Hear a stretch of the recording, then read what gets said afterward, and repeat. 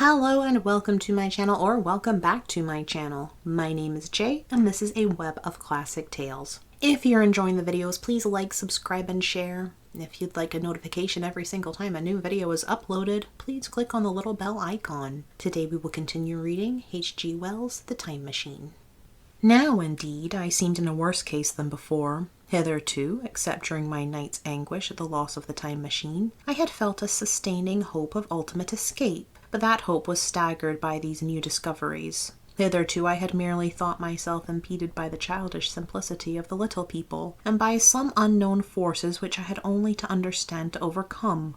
But there was an altogether new element in the sickening quality of the Morlocks, a something inhuman and malign.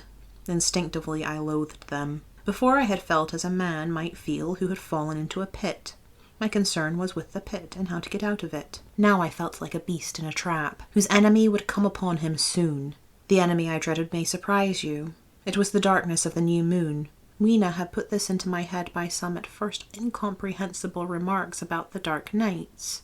It was not now such a very difficult problem to guess what the coming dark nights might mean. The moon was on the wane. Each night there was a longer interval of darkness. And I now understood, to some slight degree at least, the reason of the fear of the little upper-world people for the dark. I wondered vaguely what foul villainy it might be that the Morlocks did under the new moon. I felt pretty sure now that my second hypothesis was all wrong. The upper-world people might once have been the favoured aristocracy, and the Morlocks their mechanical servants. But that had long since passed away. The two species that had resulted from the evolution of man were sliding down towards, or had already arrived at, an altogether new relationship. The Eloi, like the Carolinian kings, had decayed to a mere beautiful futility.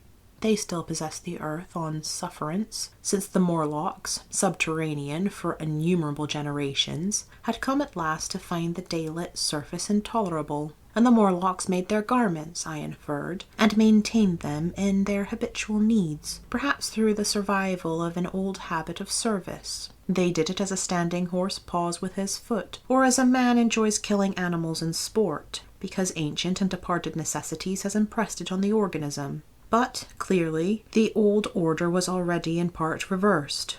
The nemesis of the delicate ones was creeping on apace. Ages ago, thousands of generations ago, man had thrust his brother man out of the ease and the sunshine. And now that brother was coming back changed. Already the Eloi had begun to learn one old lesson anew. They were becoming reacquainted with fear. And suddenly there came into my head the memory of the meat I had seen in the underworld. It seemed odd how it floated into my mind, not stirred up as it were by the current of my meditations, but coming in almost like a question from outside. I tried to recall the form of it, and I had a vague sense of something familiar, but I could not tell what it was at the time. Still, however helpless the little people in the presence of their mysterious fear, I was differently constituted. I came out of this age of ours, this ripe prime of the human race, when fear does not paralyze and mystery has lost its terrors. I, at least, would defend myself. Without further delay, I determined to make myself arms and a fastness where I might sleep. With that refuge as a base, I could face the strange world with some of that confidence I had lost in realizing to what creatures night by night I lay exposed. I felt I could never sleep again until my bed was secure from them. I shuddered with horror to think how they must already have examined me. I wandered during the afternoon along the valley of the Thames, but found nothing that commended itself to my mind as inaccessible. All the buildings and trees seemed easily practicable to such dexterous climbers as the Morlocks, to judge by their wells, must be. Then the tall pinnacles of the palace of green porcelain and the polished gleam of its walls came back to my memory, and in the evening, taking Weena like a child upon my shoulder, I went up the hills towards the southwest. The distance, I had reckoned, was 7 or 8 miles. But it must have been nearer 18. I had first seen the place on a moist afternoon, when distances are deceptively diminished. In addition, the heel of one of my shoes was loose, and a nail was working through the sole. They were comfortable old shoes I wore about indoors, so that I was lame. And it was already long past sunset when I came in sight of the palace, silhouetted black against the pale yellow of the sky. Weena had been hugely delighted when I began to carry her, but after a while she desired me to let her down, and ran along by the side of me.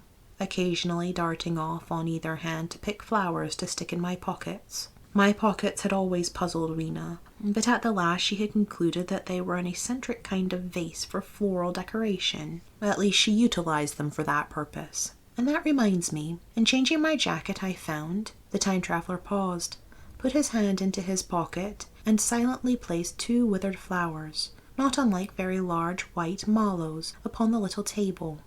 Then he resumed his narrative. As the hush of evening crept over the world and we proceeded over the hill crest towards Wimbledon, Weena grew tired and wanted to return to the house of grey stone.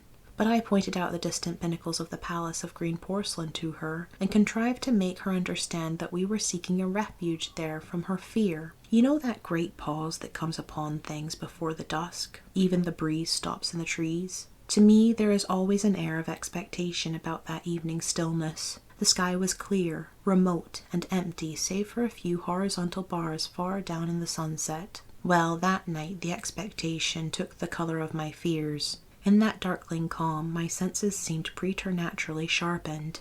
I fancied I could even feel the hollowness of the ground beneath my feet, could indeed almost see through it the Morlocks on their ant-hill going hither and thither and waiting for the dark. In my excitement, I fancied that they would receive my invasion of their burrows as a declaration of war. And why had they taken my time machine? So we went on in the quiet, and the twilight deepened into night. The clear blue of the distance faded, and one star after another came out. The ground grew dim, and the trees black. Weena's fears and her fatigue grew upon her. I took her in my arms, and talked to her, and caressed her.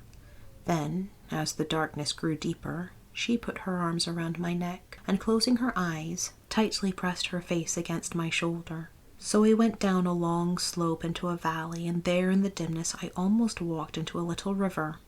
This I waded, and went up the opposite side of the valley, past a number of sleeping houses, and by a statue, a faun, or some such figure, minus the head. Here too were acacias. So far I had seen nothing of the Morlocks, but it was yet early in the night, and the darker hours before the old moon rose were still to come. From the brow of the next hill I saw thick wood spreading wide and black before me. I hesitated at this. I could see no end to it, either to the right or the left. Feeling tired, my feet in particular were very sore, I carefully lowered Weena from my shoulder as I halted, and sat down upon the turf. I could no longer see the palace of green porcelain, and I was in doubt of my direction. I looked into the thickness of the wood and thought of what it might hide.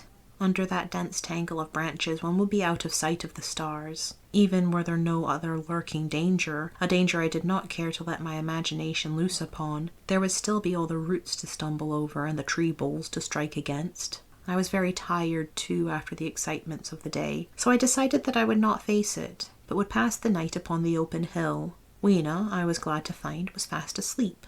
I carefully wrapped her in my jacket, and sat down beside her to wait for the moonrise. The hillside was quiet and deserted, but from the black of the wood there came now and then a stir of living things. Above me shone the stars, for the night was very clear. I felt a certain sense of friendly comfort in their twinkling. All the old constellations had gone from the sky, however, and that slow movement which is imperceptible in 100 human lifetimes had long since rearranged them in unfamiliar groupings. But the Milky Way, it seemed to me, was still the same tattered streamer of stardust as of yore. Southward, as I judged it, was a very bright red star that was new to me. It was even more splendid than our own green Sirius. And amid all these scintillating points of light, one bright planet shone kindly and steadily like the face of an old friend. Looking at these stars suddenly dwarfed my own troubles and all the gravities of terrestrial life. I thought of their unfathomable distance, and the slow inevitable drift of their movements out of the unknown past into the unknown future. I thought of the great processional cycle that the pole of the earth describes. Only 40 times had that silent revolution occurred during all the years that I had traversed. And during these few revolutions, all the activity, all the traditions, the complex organizations, the nations, languages, literatures, aspirations, even the mere memory of man as I knew him, had been swept out of existence. Instead, there were these frail creatures who had forgotten their high ancestry, and the white things of which I went in terror. Then I thought of the great fear that was between the two species, and for the first time, with a sudden shiver, came the clear knowledge of what the meat I had seen might be. Yet it was too horrible. I looked at little Weena sleeping beside me, her face white and star-like under the stars, and forthwith dismissed the thought. Through that long night I held my mind off the Morlocks as well as I could, and whiled away the time by trying to fancy I could find signs of the old constellations in the new confusion. The sky kept very clear, except for a hazy cloud or so. No doubt I dozed at times. Then, as my vigil wore on, came a faintness in the eastward sky, like the reflection of some colourless fire, and the old moon rose, thin and peaked and white, and close behind, and overtaking it, and overflowing it, the dawn came, pale at first, and then growing pink and warm. No Morlocks had approached us. Indeed, I had seen none upon the hill that night, and in the confidence of renewed day it almost seemed to me that my fear had been unreasonable. I stood up and found my foot with the loose heel swollen at the ankle and painful under the heel, so I sat down again, took off my shoes, and flung them away.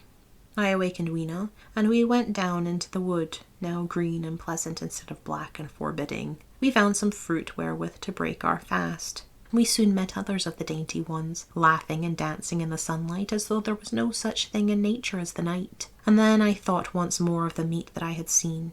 I felt assured now of what it was, and from the bottom of my heart I pitied this last feeble rill from the great flood of humanity. Clearly, at some time in the long ago of human decay, the Morlocks' food had run short. Possibly they had lived on rats and such like vermin. Even now man is far less discriminating and exclusive in his food than he was, far less than any monkey. His prejudice against human flesh is no deep-seated instinct, and so these inhuman sons of men— I tried to look at the thing in a scientific spirit. After all, they were less human and more remote than our cannibal ancestors of 3,000 or 4,000 years ago, and the intelligence that would have made this state of things a torment had gone. Why should I trouble myself?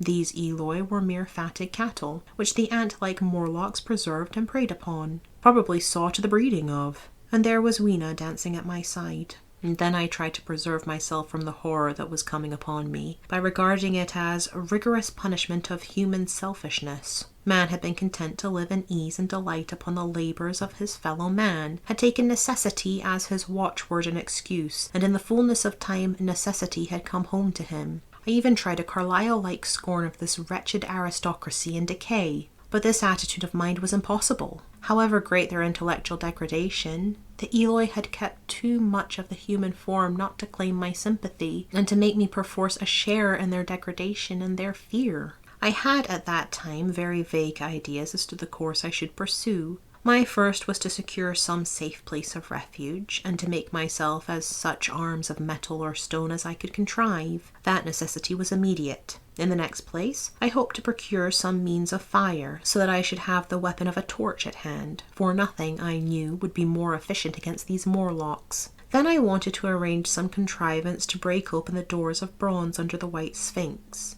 I had in mind a battering ram. I had a persuasion that if I could enter those doors and carry a blaze of light before me, I should discover the time machine and escape. I could not imagine the Morlocks were strong enough to move it far away. Weena I had resolved to bring with me to our own time, and turning such schemes over in my mind, I pursued our way towards the building which my fancy had chosen as our dwelling. Thank you for listening. This has been H.G. Wells' The Time Machine, Chapter 7. I've been Jay. This has been a web of classic tales. Please like, subscribe, and share. Click the bell icon for notifications. I hope you're having a fantastic day. Have a nice life, and I'll see you next time.